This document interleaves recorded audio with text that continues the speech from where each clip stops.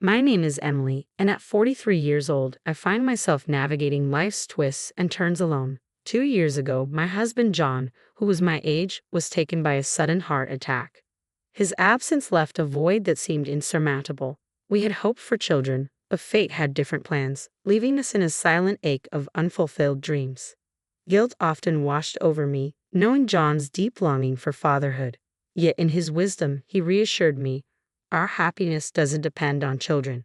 It's in cherishing each other, just the two of us. We held on to those words tightly, crafting moments of joy amidst our shared sorrow. But life's capriciousness had another chapter in store for me. In a cruel twist, just as we found solace in each other's company, I found myself grappling with the stark loneliness of his absence. In this unforgiving reality, circumstances led me to reside alone under the same roof as my late husband's mother, a woman with whom I frequently found myself at odds. Our living arrangement became the result of John's parents' divorce, with his father now a presence in our shared dwelling, a two-family abode offering the only solace in an otherwise strained situation. Yet, as time passed, my mother-in-law's visits grew more frequent, perhaps driven by a longing for her departed son. I couldn't help but feel apprehensive.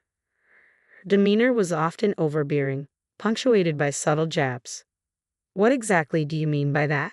I would inquire, bracing for the inevitable sting of her words. "It's because he ended up with someone like you that John's no longer with us. You bear some responsibility," she would assert, her accusations as sharp as ever. Her reproaches were nothing new, but each time they cut deeper. "Are you seriously suggesting that I'm to blame?" I challenged, grappling with the weight of her accusations. "Perhaps he fell ill because you couldn't manage his diet properly. I suspect your cooking was too rich. His weight gain after marriage speaks volumes," my mother-in-law asserted, her words like barbs aimed directly at my heart. While it was true that John had put on weight since our wedding day, he always praised my cooking and savored each meal with genuine delight. His kindness knew no bounds. Even if the food had been supper, he'd have eaten it without complaint. "If only you had been more vigilant about his health, this tragedy could have been avoided," she continued, her tone heavy with accusation.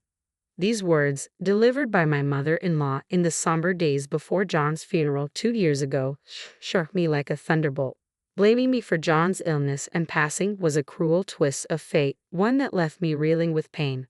Though I knew the accusations were unfounded, the constant repetition took a toll on my psyche, making an already difficult time merely unbearable. For my mother-in-law, Joe must have been the center of her universe.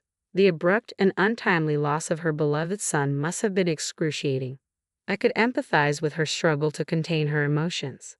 However, her attacks on me intensified with each passing day, a development I had sadly anticipated.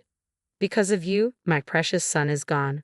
Were you plotting to inherit his insurance money all along?" she accused, her words cutting like daggers. How many times must I deny such baseless accusations? "It's simply not true," I retorted, trying to maintain my composure. "You deliberately avoided having children just to claim his insurance money, didn't you? You're a devious woman," she spat venomously. As a couple, we longed for children and pursued every avenue, including medical assistance. But despite our efforts, we were unable to conceive. "The notion of profiting from insurance is ludicrous," I explained, my patience wearing thin. "Do you honestly believe I would fall for such a charade?" she scoffed, her disbelief palpable. "Each day without John is a torment for me. I can't pretend to be anything other than what I am," I replied, my voice tinged with sorrow. "Why do you utter such cruelty? It would have been better if you had never been part of our lives. Why did Joe have to endure this? Your words are unbearable. I can't bear the thought of never seeing my son again," she lamented, her anguish pouring out in waves. "What would John think if he heard you now? Pointing fingers won't bring him back. Joe was a remarkable and hardworking son. His loss is incomprehensible. It would have been easier if you were here. There's a line you don't cross. Some things are better left unsaid." Oh, I'm just talking to myself, voicing thoughts that have been haunting me. "It's nothing you need to concern yourself with. What's your ultimate point? Leave? And why should I leave? Your presence is suffocating. I won't demand it today, but please vacate this house at the earliest. Since John's passing, ownership rightfully belongs to me. After John's passing, you've probably got your eye on the insurance money and the house, haven't you?" she accused, her tone heavy with suspicion. You're making wild assumptions. I wasn't even aware of any insurance payout until after he passed. I defended myself, feeling the weight of her distrust bearing down on me. Her discovery of the insurance payout seemed to fuel her suspicions, as if she believed I had orchestrated John's death to secure the house and money. No matter how hard I tried to reason with her, she remained steadfast in her mistrust. I felt like I was reaching my breaking point. Living under the same roof was becoming unbearable, each day more mentally draining than the last. The next day, the tension boiled over. You must be living the high life now. No need to worry about work with all that insurance money rolling in. Is that why you're here, to rub it in? She sneered, her words laced with bitterness. It's not fair to twist my words like that. I can't take these constant jabs. I understand you're grieving for John, but it's not right to lash out at me. I miss him just as much and feel the ache of his absence every day, I replied, trying to maintain my composure amidst the storm of accusations. Seriously, spare me the act. You've got it made with the house and money, don't you? Playing the devoted wife role, I see, she sneered, her tone dripping with sarcasm. I won't entertain such accusations. We face our own struggles, particularly with not having children, but I loved John deeply and envisioned a future filled with cherished moments together, I countered, trying to hold onto my dignity amidst her onslaught. It's astounding how you can speak so freely with everything falling into place for you. Must be nice having life handed to you on a silver platter, she retorted, her words cutting deep. That's a heartless thing to say. If I could trade the money and the house just to have John back, I'd do it without a second thought, I confess, my voice tinged with sorrow. Ah, so you're implying you don't need the insurance money then? She pressed, a hint of skepticism in her tone. Why would you even suggest such a thing? Just because I don't need it doesn't mean I'll refuse it. This money represents John's last gesture of love and concern for my future without him. I intend to honor that sentiment, I replied firmly, determined not to let her diminish the significance of John's final gift to me. You have no shame, she spat, her disdain evident in her tone. Feeling the strain of our cohabitation weighing heavily upon us both, I summoned the courage to broach a topic that had been weighing on my mind. Can we put an end to this arrangement? I proposed, hoping for a resolution to our ongoing conflict. What do you mean? She inquired, her tone wary. We argue every day, and it's taking a toll on both of us. I believe it's in our best interest to part ways, I explained, bracing myself for her response. That sounds like the most sensible option. Please make arrangements to vacate the premises soon, she replied, her words tinged with finality. It's you who should be leaving. This house belongs to me, I countered, feeling a surge of indignation. I can't believe you're trying to evict me. You're even more heartless than I thought. The house is too large for me alone. I'm contemplating selling it and settling elsewhere. Besides, properties in this area fetch a good price, I declared, determined to assert my own interests in the face of her hostility. Seems like every conversation with you circles back to money. How much is enough for you? If you're considering selling, why not just hand the house over to me? It'll be too much for you to manage alone, and the expenses, like property taxes, could become overwhelming. I could help you find a more suitable living situation, like an apartment. Are you suggesting I pay rent to stay in my own home? If selling is your plan, then consider handing it over to me. Renting an apartment would likely be more economical than maintaining this entire house. I can't commit to monthly rent payments, but I'm willing to contribute towards it. If that's the arrangement, so be it. I'm relieved to finally break free from living under the same roof with you. I always feared it would come to this. Just promise me you'll provide financial support. Agreed. Let's start the search for an apartment soon. So, we made the decision to go our separate ways. Despite our complicated relationship, my mother-in-law is the mother of my late husband John. I feel a duty to support her, especially considering her financial struggles. With this in mind, I began the search for a suitable apartment for her. I feel like I've let you down. The diagnosis was a cerebral hemorrhage, but thankfully, it wasn't life-threatening. I spent 2 months in the hospital, including my recovery time. Throughout my stay, my mother-in-law never once came to visit. It was my parents and sister who took turns caring for me. Their unwavering support allowed me to regain almost normalcy in my daily life, with only minor lingering symptoms. And before I knew it, my 2-month hospital stay had passed, and the day of my discharge had arrived. I had initially planned to temporarily stay at my parents' place, but upon returning home to gather my belongings, I was greeted by a startling sight.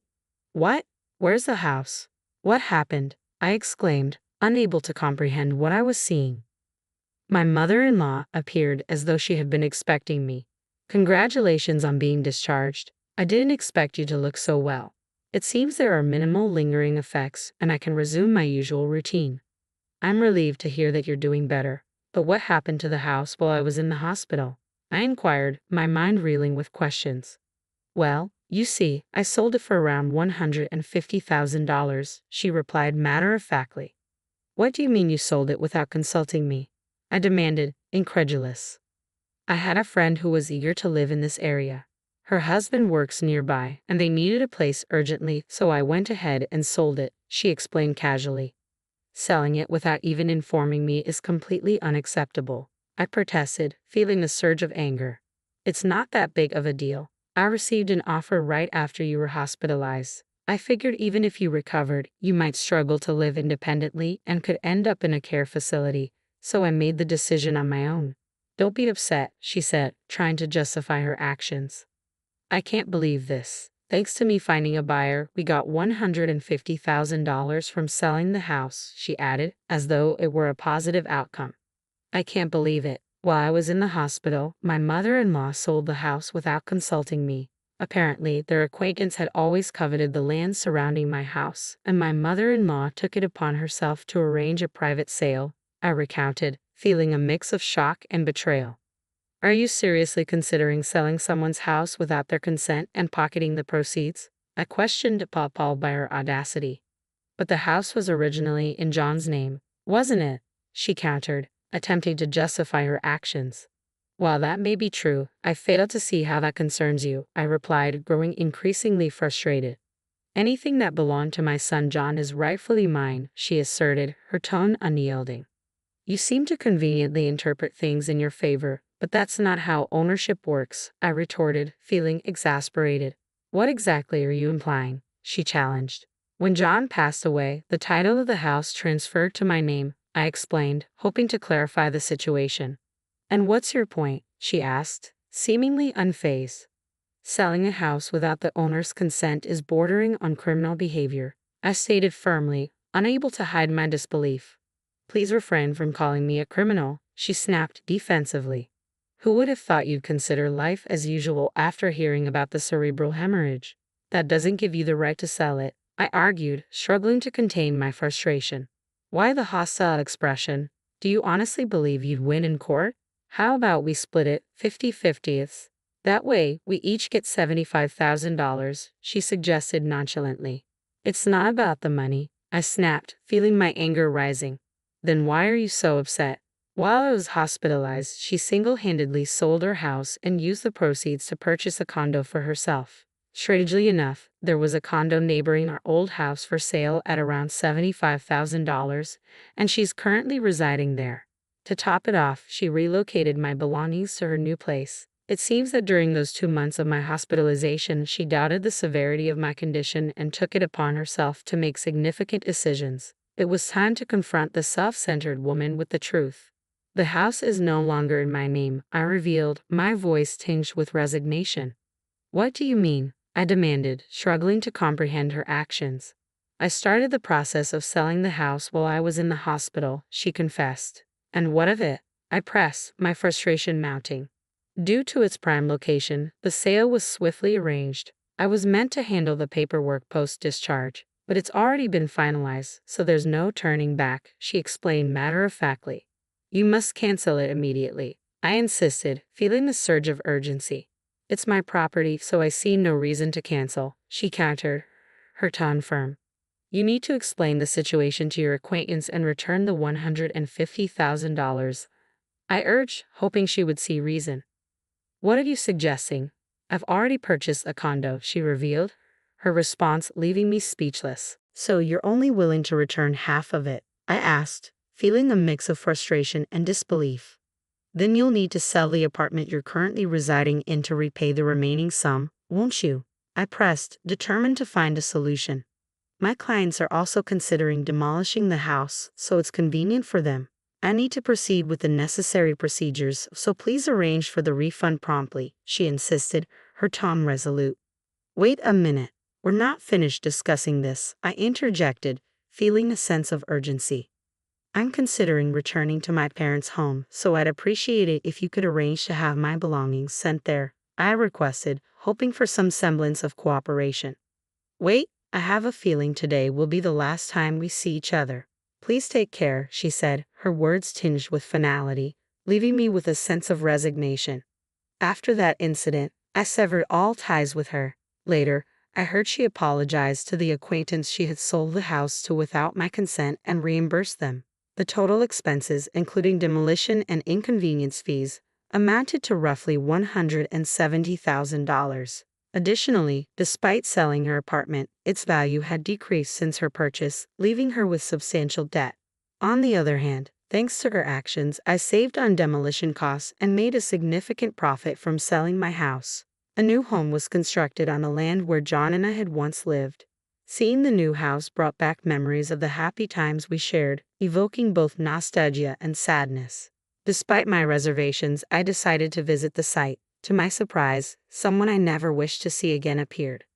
"Well, it's been some time, hasn't it?" she greeted me. "Why are you here, mother-in-law?" I asked, taken aback by her unexpected presence. "I'm heading to work," she replied casually. "You're going to work now?" I questioned, surprised by her response. "Yes," she affirmed. "So you've started working?" I inquired, puzzled by this newfound revelation. "I'm drowning in debt because of you," I accused. "How can you say that? I'm not responsible for your financial troubles," she retorted defensively. "What happened to the assistance you promised with my apartment?" I pressed. "Our relationship has ended, so any previous agreements are null and void," she replied coldly. "John would be devastated by all of this. I would tell him the same," I stated, my voice tinged with sadness. "What do you mean?" she inquired, her tone softening slightly. "John always prioritized me and treated me with kindness. He was considerate, wasn't he?" I reminisced. "What's your point?" she asked, sensing where the conversation was heading. "You used to blame me every day, saying that John's death was my fault," I reminded her. "And it's the truth. How do you think John would feel if he knew?" She fired back. "Mother-in-law, if it weren't for John, you would be in a much worse situation," I pointed out. "Are you still going to insist on that? Will it change anything?" she challenged, her tone bitter with resentment. "I have no interest in being lectured by you. With all the money you now have, you should take on some of the debt burden. After all, we're still family, aren't we?" she retorted, her tone tinged with bitterness. "I never truly cared for you, but I intended to support you because you're John's beloved mother," I confessed. "Well, that's the least you can do," she replied, her voice laced with expectation. "However, I can't overlook some of the hurtful things you've said and done since my stroke. I can't simply forget the pain caused by your words," I admitted, feeling the weight of unresolved grievances. "That was months ago. It's time to let go of grudges," she insisted, brushing off my concerns. "It's not easy for the person who was wounded by those words to simply move on," I countered, my frustration mounting. "You're quite stubborn, aren't you? Call it what you want," she dismissed, showing no remorse. "I'm no longer involved. By the way, shouldn't you be at work by now?" I redirected the conversation, eager to end the confrontation. "Ah, look at the time. Take care on your way," she responded, avoiding the topic. "If it weren't for you, I'd be enjoying a peaceful retirement," I remarked bitterly. "It sounds like you regret your decisions. Instead of blaming others, perhaps it's time to reflect on your own actions," she suggested, deflecting any responsibility. After expressing my thoughts to her, I walked away from the confrontation. I recounted. "It's only been 2 years since John passed away. Thanks to the financial security he left behind, I've been able to build a stable life. His legacy means everything to me, and I'm determined to honor it wisely. I've invested in an apartment close to my parents' home where I now reside alone. Though I long for John's presence, I take solace in the belief that he watches over me from above. My aim is to lead a long, fulfilling life, cherishing the memories we shared and living for both of us. My ultimate dream is to one day reunite with him in heaven, where we can relive our cherished moments together."